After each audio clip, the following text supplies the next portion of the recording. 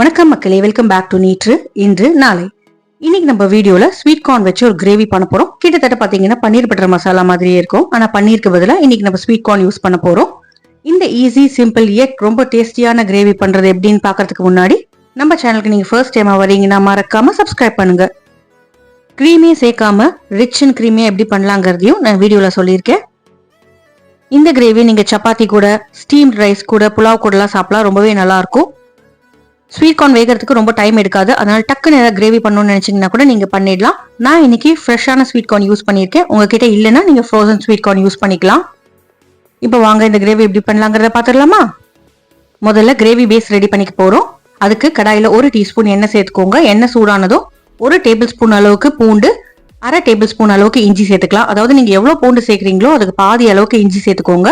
இஞ்சி பூண்டை இந்த எண்ணெயிலேயே நம்ம வதக்கிக்க போறோம். காரத்துக்கு கலருக்கு நான் 2 காஷ்மீரி மிளகாய் இந்த எண்ணெயிலேயே சேர்த்துக்கிறேன். நல்லா வதக்கிக்கலாம். பூண்டு ஓரளவுக்கு குக் ஆனதுக்கு அப்புறமா தான் நம்ம வெங்காயம் சேர்க்கணும். ஒரு பெரிய வெங்காயத்தை நான் நீளமா ஸ்லைஸ் பண்ணி சேர்த்திருக்கேன். வெங்காயம் அப்படியே அந்த கண்ணாடி பதம் வர வரைக்கும் நம்ம வதக்கிக்கலாம். வெங்காயம் வதக்குனதுக்கு அப்புறமா தான் நம்ம தக்காளி சேர்த்துக்கணும். தக்காளி பாத்தீங்கன்னா பெரிய சைஸ்னா 2 சேர்த்துக்கோங்க. மீடியம் சைஸ்னா 3 தக்காளி அப்படியே ரஃபா சாப் பண்ணி இதுலயே சேர்த்துருங்க. நல்லா கலந்து விட்டுக்கலாம். தண்ணி எதுவும் சேர்க்காம அப்படியே நீங்க வதக்கிட்டே இருந்தாலே போதும். தக்காளி வெந்துடும். தோல் பாத்தீங்கன்னா சுருங்கும். அந்த ஸ்டேஜ் வர வரைக்கும் நம்ம வதக்கிக்கலாம். தோல் சுருங்கினதுக்கு அப்புறமா 1 டேபிள் ஸ்பூன் அளவுக்கு மெலான் சீட்ஸ், அதாவது வெள்ளரி விதை, 1 டேபிள் ஸ்பூன் அளவுக்கு முந்திரி பருப்பு சேர்த்துக்கலாம். இந்த மெலான் சீட்ஸும் கேஷ்யூ நட்ஸ் தான் உங்களுக்கு கிரீமே சேர்க்காம ரிச்னஸ் கொடுக்கும். திக்னஸ்க்கு பாத்தீங்கன்னா 1/2 டீஸ்பூன் அளவுக்கு கடலை மாவு சேர்த்துருங்க. கடலை மாவு இந்த சூட்லயே நல்லா வதங்கிடும். உங்களுக்கு பச்சை வாசனையும் போயிடும். கிரேவிக்கு பாத்தீங்கன்னா நல்ல ஒரு திக்னஸ் கொடுக்கும். கிரேவிக்கு நல்ல ஒரு கோல்டன் கலர் வரதுக்காக இதுலயே ஒரு 1/4 டீஸ்பூன் மஞ்சள் பொடி சேர்த்துக்கலாம்.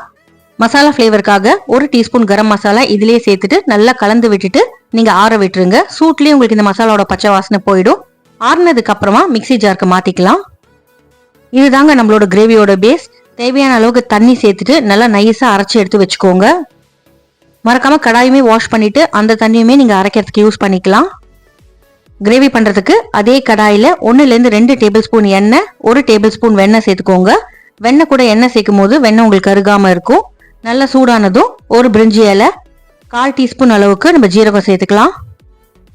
அடுத்ததா ஒரு பெரிய வெங்காயத்தை பொடிப்படியா நறுக்கிட்டு இதுல சேர்த்துருங்க. வெங்காயம் நல்லா வதங்கட்டும். வெங்காயம் அப்படியே லைட்டா கலர் மாற ஆரம்பிக்கும் போது தான் நம்ம ஸ்வீட் கார்ன் சேர்க்கணும். முக்காவாசி நார்த் இந்தியன் கிரேவிஸ்க்கு மேஜர் ஃபிளேவர் கொடுக்கறது என்னன்னு பாத்தீங்கன்னா வெண்ணெய், இன்னொன்னு கசூரி மேத்தி. ஒரு பெரிய ஸ்வீட் கார்னை நீங்க நல்லா உதுத்து ரெடியா எடுத்து வச்சுக்கோங்க. ஃப்ரெஷ் ஸ்வீட் கார்னுங்கிற போது உங்களுக்கு வேகிறதுக்கு ஒரு 2-3 நிமிஷம் ஆகும். ஃப்ரோசன்னா நீங்க டக்கு டக்குன்னு அப்படியே போட்டு வதக்கி எடுத்து வச்சிடலாம். இன்னைக்கு நான் ஃப்ரெஷ் யூஸ் பண்றதுனால வெங்காயத்துக்கு அப்புறமா அதை சேர்த்துக்கிறேன். ஸ்வீட் கார்ன் சேர்த்ததுக்கு அப்புறமா நல்லா கலந்து விட்டுக்கலாம். ஸ்வீட் கார்ன் நல்லா பஃப் ஆகி வரணும், அது வரைக்கும் நம்ம வதக்கிக்கணும். இப்போ இந்த ஸ்வீட் கார்ன் கிரேவிக்கு தேவையான அளவுக்கு நம்ம உப்பு சேர்த்துக்கலாம். உப்பு உங்க கிரேவிக்கு எவ்வளவு தேவைப்படுமோ அதுக்கேற்ற மாதிரி சேர்த்துட்டு நல்லா கலந்து விட்டுக்கோங்க. நல்லா ஸ்வீட் கார்ன் பஃப் அப் ஆகி வந்ததுக்கு அப்புறமா தான் நம்ம அரைச்சி வச்சிருக்கிற அந்த கிரேவி பேஸ் இருக்கு இல்லையா, அதை சேர்க்கணும். பட்டர்ல ஸ்வீட் கார்ன் வதக்கும் போது உங்களுக்கு எக்ஸ்ட்ரா ஸ்பெஷல் டேஸ்ட் ஒன்று கிடைக்கும். ஸோ மறக்காம பட்டர்ல வதக்கிக்கோங்க. இப்போ நம்ம அரைச்ச அந்த கிரேவி பேஸை சேர்த்துட்டு நல்லா கலந்து விட்டுக்கலாம். கிரேவி நல்லா திக்கா இருக்கும். ஸோ தேவையான அளவுக்கு தண்ணி சேர்த்துட்டு நம்ம கன்சிஸ்டன்சி அட்ஜஸ்ட் பண்ணிக்க போறோம். பிளஸ் இதுல நம்ம மெலான் சீட்ஸ், கேஷ்யூலாம் சேர்த்துருக்கிறதுனால உங்களுக்கு கொதிக்க கொதிக்க இன்னும் திக்காயிட்டே போகும். எல்லாம் ஒன்று சேர்ந்து ஒரு 2-3 நிமிஷம் கொதிக்கட்டும். கொதிக்கும் போது ஏதாவது பச்சை வாசனை இருந்தாலுமே உங்களுக்கு போயிடும். சில பேருக்கு கிரேவி திக்கா சாப்பிட பிடிக்கும், சில பேருக்கு கொஞ்சம் தண்ணியா இருந்தா பிடிக்கும். ஸோ உங்களுக்கு எப்படி பிடிக்குமோ அதுக்கேற்ற மாதிரி நீங்க தண்ணி சேர்த்துட்டு அட்ஜஸ்ட் பண்ணிக்கலாம். இப்போ இந்த டேஸ்ட் எல்லாம் பேலன்ஸ் பண்றதுக்காக நான் ஒரு 1/2 டீஸ்பூன் சக்கரை சேர்த்துக்க போறேன். இது ஆப்ஷனல் தான், உங்களுக்கு பிடிக்கும்னா நீங்க சேர்த்துக்கோங்க. ஆனா சேர்த்து பாருங்க, கண்டிப்பா டேஸ்ட்ல டிஃபரன்ஸ் இருக்கும். 1 டேபிள் ஸ்பூன் அளவு கசூரி மேத்தியை நல்லா கையில வச்சுட்டு கசக்கிட்டு சேர்த்தீங்கன்னா அதோட ஃபிளேவர் எல்லாம் நல்லா ரிலீஸ் ஆகும். அப்படியே கிரேவி மேல தூவி விட்டுட்டு கலந்து விட்டுட்டு நீங்க அடுப்பை ஆஃப் பண்ணிடலாம். கடைசியா கொஞ்சமா வெண்ணெய் இல்லைன்னா கொத்தமல்லி இலைகளை தூவி விட்டுட்டு நீங்க சூடா சர்வ் பண்ணி பாருங்க. சூப்பரா இருக்கும். கசூரி மேத்தியை சேர்த்துட்டு ரொம்ப நேரம் கொதிக்கணும்னு அவசியம் இல்லைங்க. ஜஸ்ட் ஒரு 1 மினிட் கொதிச்சா போதும்.